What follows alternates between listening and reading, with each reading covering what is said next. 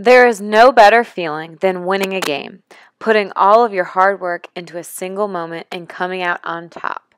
A young boy from the picture book Baseball Saved Us would have to agree with you too. Have you ever had an activity that you like to do when you were feeling down? Did that activity pick you back up again? Well, our main character's sport of choice is baseball, and if he could be here today, he would tell you that playing baseball got him through some pretty tough times.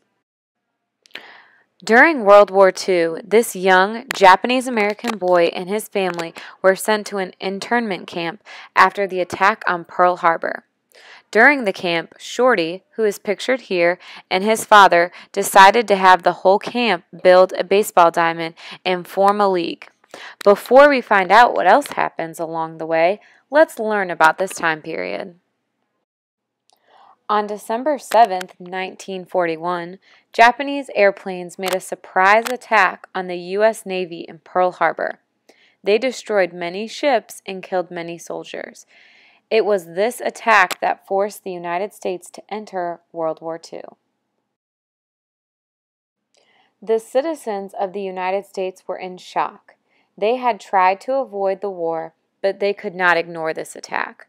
The next day, December 8, 1941, the U.S. declared war on Japan. 3 days later, Japan's allies, Germany and Italy, declared war on the United States. The United States was now a major part of World War II. 2 months later, while the United States of America was at war with Japan, President Franklin D. Roosevelt signed Executive Order 9066, which incarcerated people of Japanese descent in internment camps. The U.S. Army moved all people of Japanese descent away from the West Coast. They were sent to internment camps in the middle of the American deserts up until the 1945. Approximately 120,000 Japanese Americans, nearly two-thirds of them American citizens by birth, were first sent to temporary assembly centers, most of which were located at fairgrounds and racetracks, and then to 10 major camps. This map shows where different locations of internment camps were set up. The reason for these camps, according to the U.S. government, was because they could not tell who might be loyal to Japan. None of these immigrants from Japan or their children, who were American citizens, were ever proven to be dangerous to America during World War II. In 1988, the United States government admitted this and that what they did was wrong.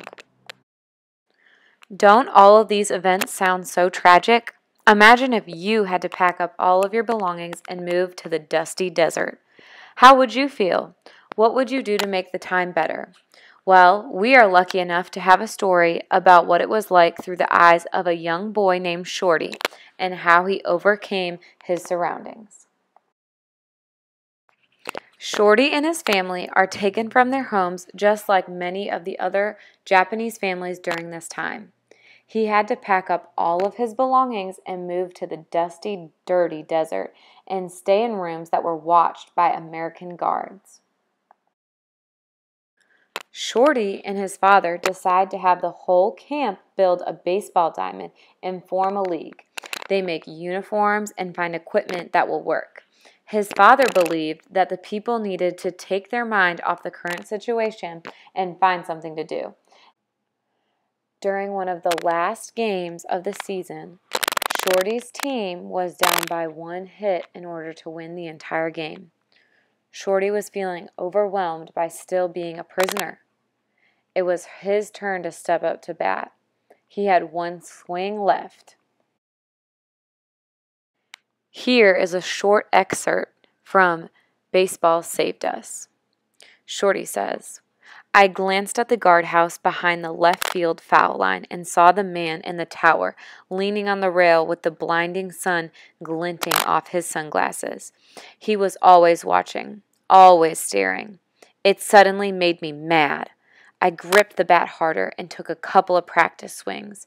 I was going to hit the ball past the guardhouse, even if it killed me. Everyone got quiet, and the pitcher threw. Will Shorty hit the ball? Will his team win? Will he ever leave the camp? You need to read Baseball Saved Us in order to find out.